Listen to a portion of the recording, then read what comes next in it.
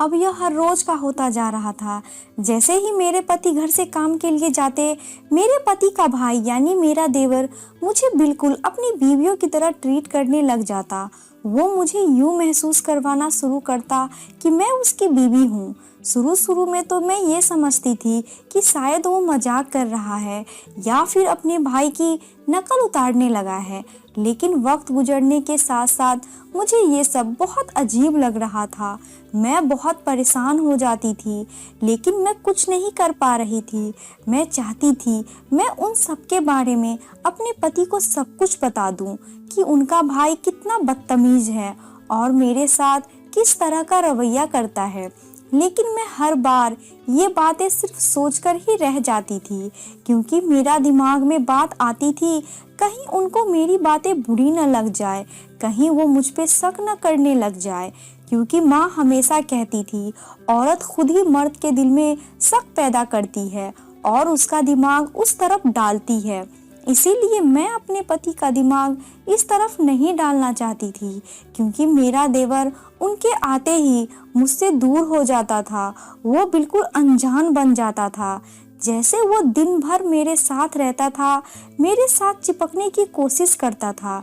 मेरे पति के घर आते ही मुझसे 10 फीट की दूरी बना लेता था। रात में वो बिल्कुल मुझे भाभी की तरह ही इज्जत देता था और दिन भर वो मुझे बिल्कुल अपनी बीवियों की तरह ही ट्रीट करता था। मुझे समझ में नहीं आता था कि वो क्यों ऐसा करता है। शादी मेरी पसंद के लड़के से हुई थी, लेकिन यहाँ आने के बाद मैं बिल्कुल परेशान होकर रह गई थी। मुझे नहीं पता था मेरा देवर मुझे इस तरह से परेशान क्यों करता है। वो हर रोज मेरे साथ यही करता था। आज उसने बदतमीजी की हद ही कर दी थी। मैं खामोशी से किचन में अपना काम कर रही थी और वो पीछे से आकर गले लगाने की कोशिश करने लगा था और मेरे साथ बदतमीजी करने लगा था। मेरा बस नहीं चल रहा था कि मैं उसके मुंह पे रखकर थप्पड़ मार दूं, लेकिन वो मेरी पति का पसंदीदा भाई था। वो अपने इस वाले भाई से बहुत ज़्यादा प्यार करता था। कभी कभार मुझे ख्याल आता कि उनका भाई साइको है, लेकिन मैं खामोश रहती थी। वो मुझे हर वक्त यही कहते रहते, पूजा तुम मेरे भाई जैसे बेटे का ख्याल रखना, जिसकी वजह से मैं उसकी शिकायत भी नहीं कर पा रही थी। जैसे ही उसने आज मुझे पीछे से गले लगाने पे मुझे चूमने की कोशिश की, मैंने मुड़कर एक थप्पड़ उसके मुंह पे मार दिया, क्योंकि मुझसे बर्दाश्त नहीं हुआ था इसका इस कदर बदतमीजी से मेरे साथ पेश आना। वो बिल्कुल बच्चों की तरह मुझसे कहने लगा कि आपने मुझे थप्पड़ क्यों मारा? मैं तो तुम्हें प्यार करना चाहता था और मुझसे बदतमीजी कर रही हो तुम। भाई को आने दो, आज मैं तुम्हारी सारी करतूत बताऊंगा। मुझे समझ नहीं आया कि मैं इसको क्या बोलूं, सिर्फ इसको देखती ही रह गई और वो मुझे बोलकर घर से बाहर चला गया। मैं बिल्कुल सुन्न होकर किचन में खड़ी हो गई थी। मुझे महसूस होता था जैसे मेरे जिस्म में जान नहीं रही हो। मेरे हाथ पैर बहुत बुरी तरीके से कांप रहे थे, क्योंकि मैं जानती थी वो अपने भाई का बहुत लाडला है। जो भी बोलेगा मेरा पति मान लेगा। मुझे इस बात का डर था कहीं कुछ उल्टा सीधा ना करवा दे हम दोनों के बीच में।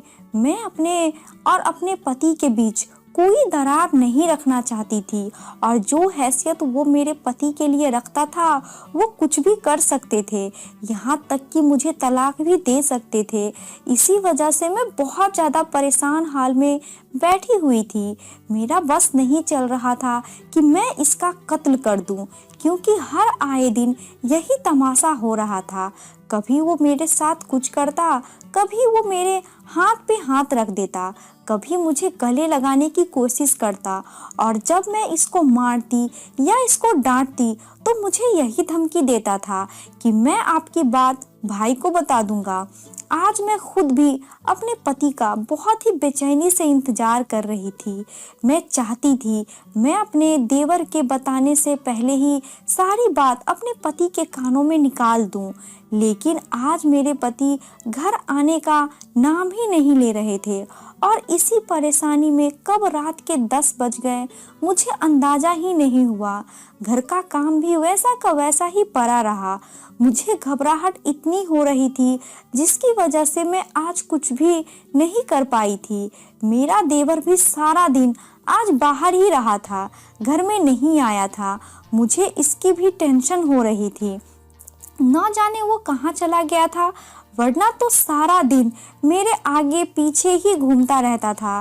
रात में जैसे ही मेरे पति घर आए और घर की हालत देखकर हैरान रह गए, क्योंकि मैं घर बहुत साफ सुथरा रखने की आदी थी और आज इस तरीके से घर को बिखरा देखकर वो परेशानी से बोलने लगे, पूजा ये सब क्या है?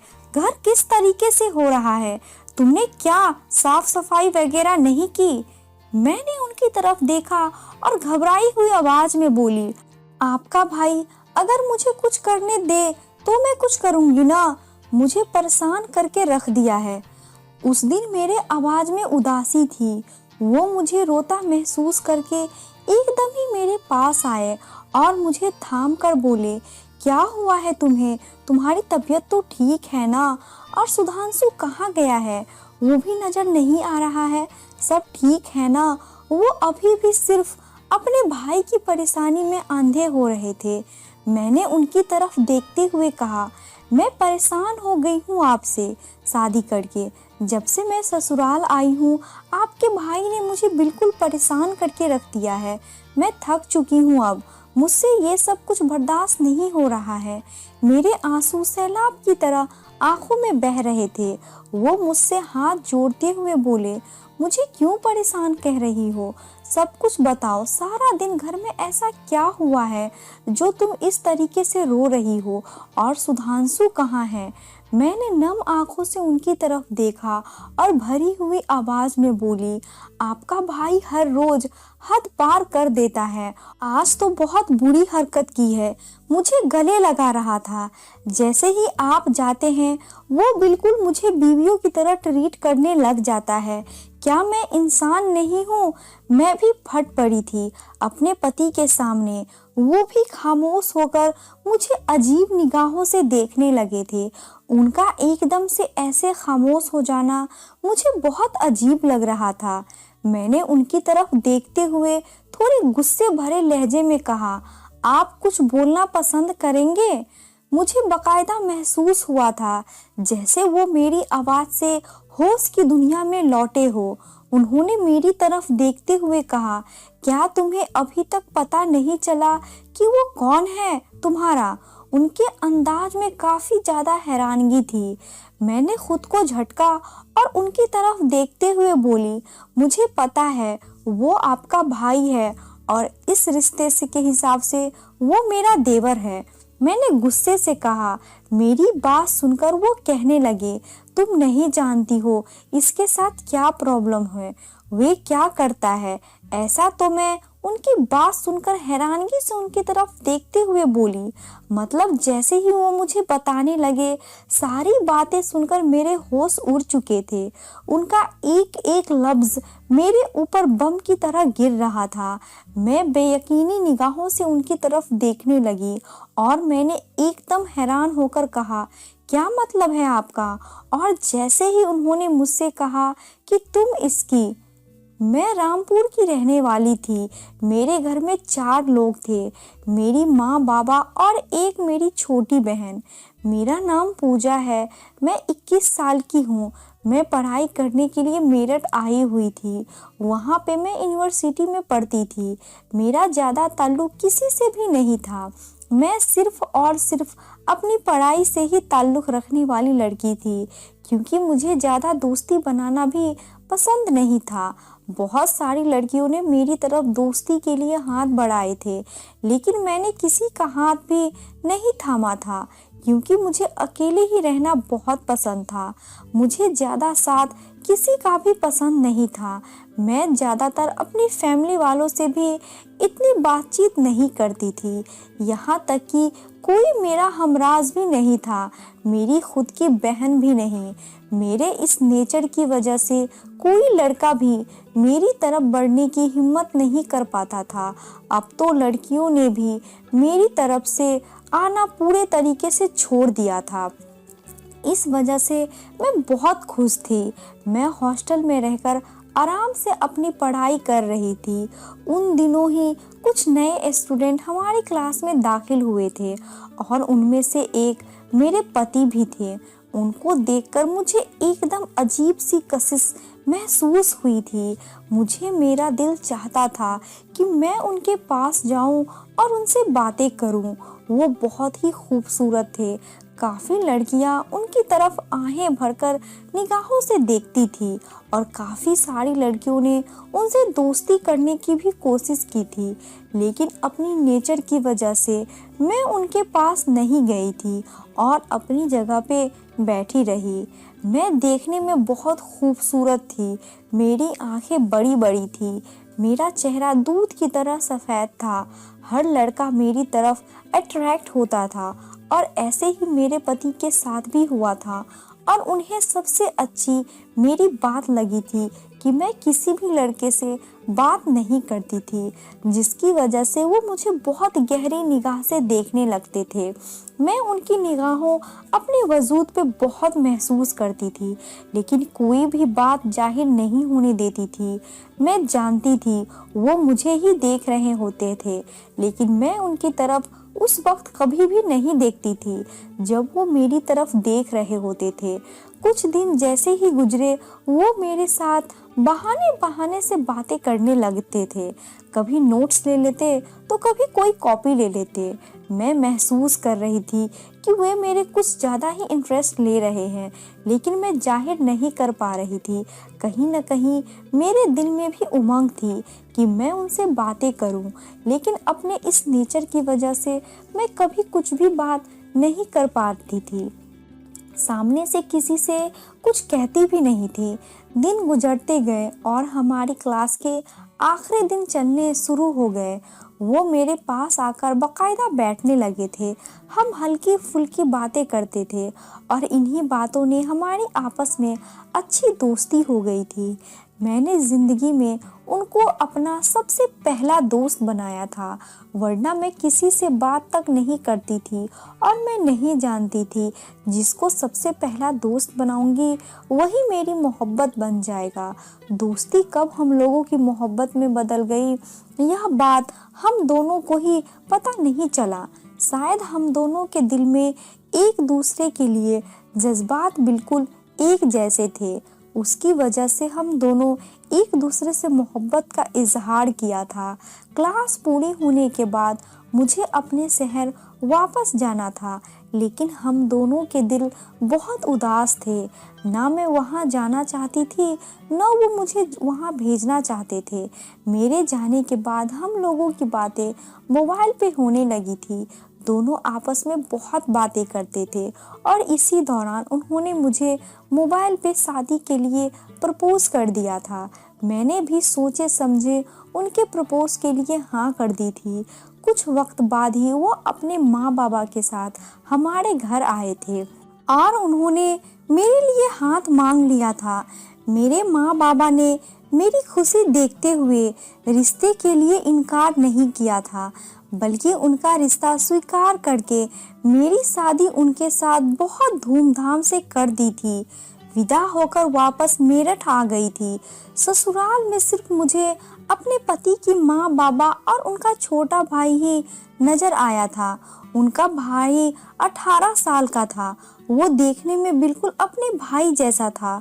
उनकी शक्ल मेरे पति से बहुत मिलती थी। मेरे पति ने मुझे पहली रात यह चीज़ बता दी थी कि उनका छोटा भाई उनकी औलाद जैसा है। मुझे इसकी तरफ से कोई भी शिकायत का मौका नहीं मिलना चाहिए। मैं अपने भाई से बहुत प्यार करता हूँ और मैं तुमसे भी बहुत प्यार करता हूँ, लेकिन मेरे भाई का पलड़ा भारी है मेरे लिए, बहुत खास है वो मेरे लिए।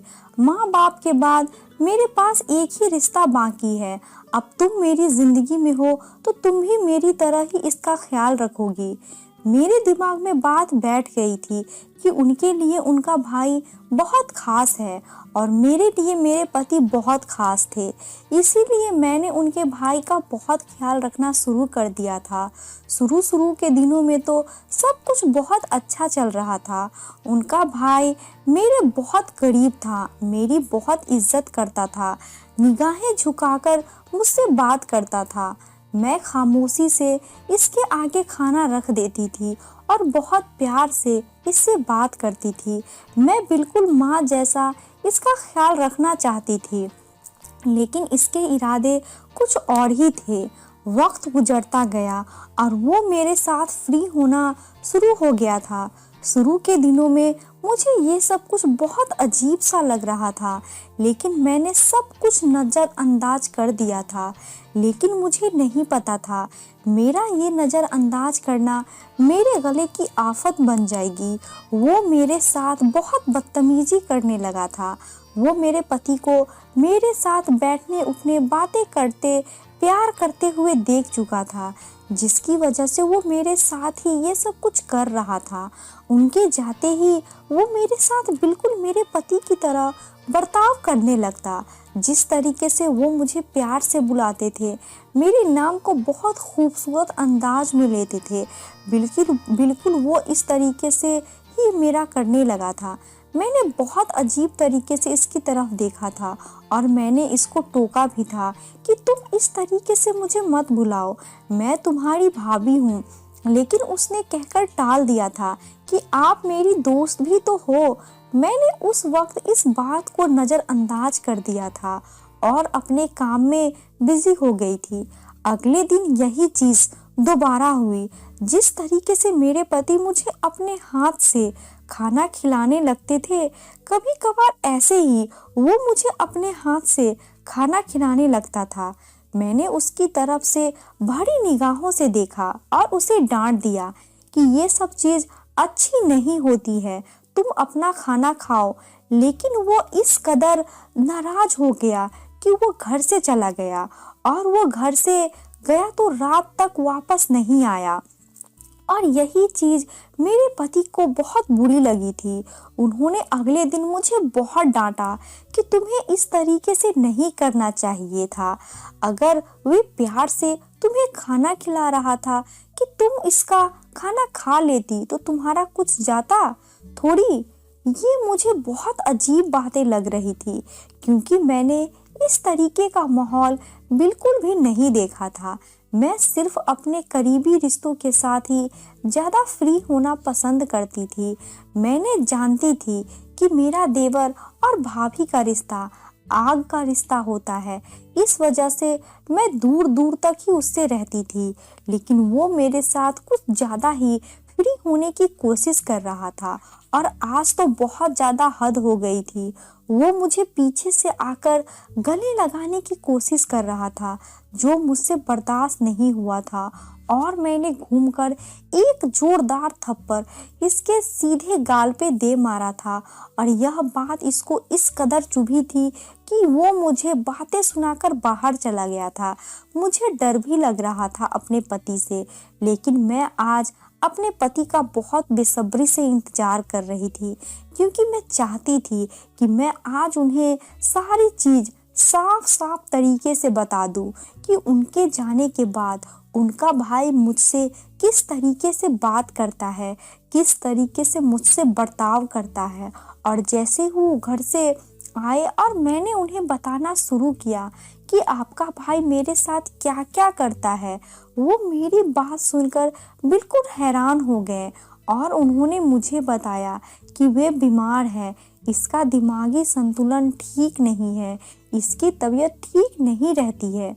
मुझे वो हर वक्त फॉलो करता है, जैसे जैसे मैं करता हूँ वैसे वैसे वो करने की कोशिश करता है, और इसने तुम्हें और मुझे देख लिया था इस तरीके से करते हुए, इसीलिए वो तुम्हें अपनी बीवी मान रहा है। लेकिन मैंने उनकी बातें सुनकर यही कहा, तो फिर आप इसका इलाज क्यों नहीं करवाते? क्या मैं पागल हूँ जो मैं इस तरीके से बदतमीजियाँ इसकी बर्दाश्त करूँगी? वो बहुत गलत बात हो जाएगी, वो मेरे लिए गैर है वो मेरा, और वो मेरे साथ किस तरीके से हरकतें कर रहा है। आप खुद देखें, और अगर किसी बीमारी का शिकार है तो इसका इलाज करवाएं, किसी अच्छे डॉक्टर को दिखाएं। यह बात सरासर गलत है। मैं ऐसी हरकत बर्दाश्त नहीं कर सकती। मेरी बात सुनकर मेरा पति उल्टा मुझ पे गुस्सा करने लगा कि मेरा भाई बीमार है और तुम ऐसी बातें कर रही हो। वो कौन सा अपने होश में तुमको हाथ लगाता है? इस बेचारे को तो कुछ मालूम भी नहीं है। वो तो जैसा मैं करता हूँ मुझे देखकर वैसा ही करता है। इसका दिमाग बच्चों की तरह है। तुम्हें इन बातों पे ऐतराज नहीं होना चाहिए। अपने पति की बात सुनकर मुझे बहुत गुस्सा आया और मैंने कहा कि वो जवान मर्द है, कभी भी इसके जज्बात भटक सकते हैं। वो ना समझ कम अक्ल है, लेकिन मैं ना समझ नहीं हूँ। मेरे लिए वो मेरा देवर है, गैर मर्द है। मुझे इसकी करीबी बर्दाश्त नहीं होती है। मैं हरगिज बर्दाश्त नहीं कर सकती कि वो मुझे हाथ लगाए। मुझे बिल्कुल भी अच्छा नहीं लगता। आपको इस बारे में सोचना चाहिए। उनका आराम आराम से समझाएं, प्यार से उसे सही गलत का फर्क बताएं, जिस तरीके से हम बच्चे को समझाते हैं। आप बस यही सोचकर उसे कुछ नहीं कहते हैं ना, और ना ही किसी और को कुछ कहने देते हैं कि वो नॉर्मल नहीं है। आप हकीकत से नजरें नहीं चुरा सकते। इस बात को जब मैंने अपने पति से कहा तो मेरे पति को शर्मिंदगी का एहसास हुआ और फिर वो खामोश हो गए। फिर मैंने उनको प्यार से समझाया। आप जानते तो हैं, एक औरत के लिए सबसे बड़ी चीज उसकी इज्जत होती है, तो वो मकाम अपने पति को देती है, वो किसी और को नहीं दे सकती। आप नहीं समझते आपकी कॉपी कर कर के वे किस हद तक चला गया है। वो कल को उसने बहुत बड़ी गलती कर दी तो फिर आप क्या करेंगे? तब मेरा पति बोला, तुम सही कह रही हो। मैं इस मामले में कुछ ज्यादा ही सोच रहा था। शायद इस वजह से मैंने इसको कुछ ज्यादा ही छूट दे दी है। तुम सही बोल रही हो। अब मैं इस पे नजर रखूंगा, इसे प्यार से समझाऊंगा। और ऐसा ही हुआ। मेरे पति ने इसको प्यार से समझाना शुरू किया, लेकिन अब वो जिद्दी बन चुका था। मेरे पति का समझाना बुझाना उसे बिल्कुल भी पसंद नहीं आ रहा था। फिर वो मेरे पास आता, मुझे हाथ लगाता। पहले जो मेरे पति इन बातों को इग्नोर करते थे और वो नोट करने लगे थे, इसकी हरकत कुछ ज्यादा ही बढ़ने लगी। एक रोज उसने मेरे पति से कहा कि आप अपने लिए कोई और लड़की ढूंढ लीजिए। मुझे भाभी बहुत अच्छी लगती है, ये मेरी बीवी है। ये सुनकर मेरा पति गुस्से से आग बबूला हो गया। उसने इसको थप्पड़ दे मारा। थप्पड़ पड़ते ही बोलने लगा और गुस्से से खुद को कमरे में बंद कर दिया। मैं अपने पति की तरफ देख रही थी और वे शर्मिंदा होकर अपने कमरे में चले गए थे। थोड़ी देर के बाद पति कमरे से आए और अपने भाई का दरवाजा खोलकर उससे माफी मांगी और उसको फिर से समझाने लगे और सोच लिया था अब इसको हॉस्पिटल में एडमिट करवाएंगे और उसका अच्छे से इलाज करवाएंगे।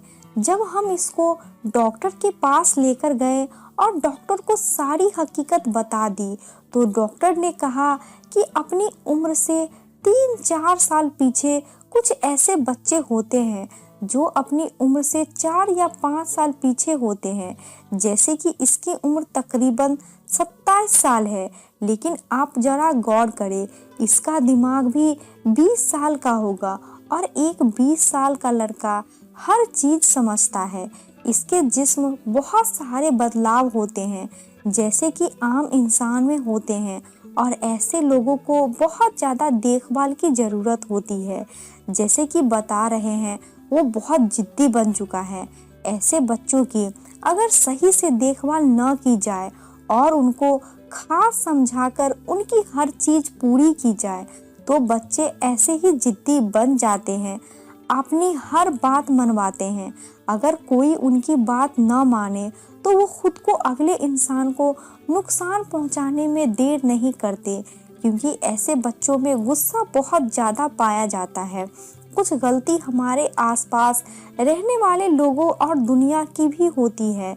जैसे बच्चे को चिढ़ा चिढ़ा कर पागल बना देते हैं, उनके लिए वो सब एक हंसी मजाक होता है, लेकिन वो नहीं समझते उनसे अगला इंसान कितना पागल हो जाता है। बेहतर यही होगा आप इनको उनके माँ बाप के साथ रखें और अपनी बीवी को किसी अलग जगह पे रखें। जब उसे नहीं देखेगा तो धीरे धीरे उसको आदत पड़ जाएगी। मगर हम लोग एक ही घर में रहते हैं। डॉक्टर की बात से हम लोग बहुत ज़्यादा परेशान हो गए थे और मेरा पति तो अजीब कशमकश का शिकार हुआ था।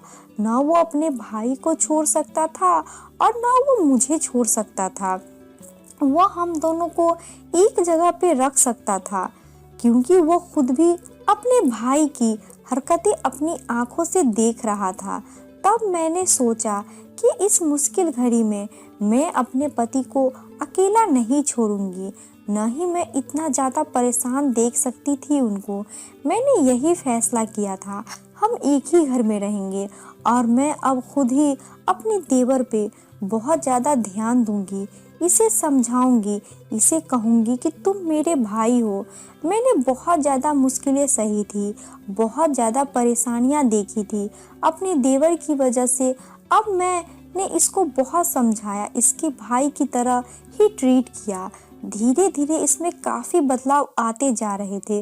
वो मुझे बहन कहता था, अब मैंने इससे दोस्ती कर ली थी। मैं इसको अच्छी सी कहानी सुनाती, खाना बनाकर खिलाती, इसका ख्याल रखती, लेकिन एक तरीके से इससे अपने करीब आने से रोकती थी। वो बस इसी में खुश हो जाता था कि मैं अब इसे टाइम देने लगी थी, इससे बातें करने लगी थी। अब मेरा पति यह सब देखकर बहुत ज़्यादा खुश था। वो हर वक्त मेरा शुक्रिया अदा करता रहता कि मैंने इस मुश्किल घड़ी में उसे अकेला नहीं छोड़ा और उसका साथ दिया। और एक वक्त ऐसा भी आया कि मेरा देवर बहुत ज़्यादा बीमार हो गया। तभी मैंने इसकी बहुत ज़्यादा ख्याल रखा, उसकी सेवा की। लेकिन शायद जिंदगी इसकी इतनी ही लिखी थी और वह इस बीमारी से लड़कर एक दिन इस दुनिया से जा चुका था। वो हमारे घर का एक मेंबर था। मैंने इतने साल इसके साथ गुजारे थे। मेरे पति को बहुत ज़्यादा दुख हुआ, लेकिन मेरा पति तो जैसे टूट चुका था। हकीकत ये थी कि इसके ठीक होने की कोई आसार नज़र नहीं आते थे, क्योंकि इसे कोई बीमारी थी बचपन से ही। अपनी उम्र से 5 साल या 6 साल पीछे था। ऐसे बच्चे वक्त के साथ बड़े तो होते हैं, लेकिन उनका दिमाग छोटा ही रहता है और वो कभी एक नॉर्मल ज़िंदगी नहीं गुजार पाते हैं, क्योंकि वो देखने में भी नॉर्मल नहीं लगते हैं। वो अटक अटक कर बातें भी करता था। इसका पेट बहुत ज़्यादा निकला हुआ था। मेरा पति अब हर वक्त मेरा शुक्रगुजार रहता है कि मैंने उसके भाई का बहुत ज़्यादा ख्याल रखा था। आखिरी वक्त में मैंने इसकी इतनी सेवा की, मैंने अपने पति का भी दिल जीत लिया था। अगर इस वक्त मैं अगर झगड़ कर अपने पति से अलग हो जाती तो मैं अपने पति के दिल में उतर जाती। मैं रब का शुक्र अदा करती हूँ कि उसने मुझे हिम्मत और हौसला दिया और बुरे वक्त पर भी मैंने सही फैसला किया था। आज की कहानी आपको कैसी लगी? इस कहानी के बारे में कमेंट करके हमें ज़रूर बताएं। वीडियो को लाइक करके चैनल को सब्सक्राइब कर लीजिए। साथ में घंटी को दबाकर ऑल पे कर लें, ताकि आने वाली वीडियो का नोटिफिकेशन आपको तुरंत मिले। मिलती हूँ अगली वीडियो में, तब तक के लिए धन्यवाद।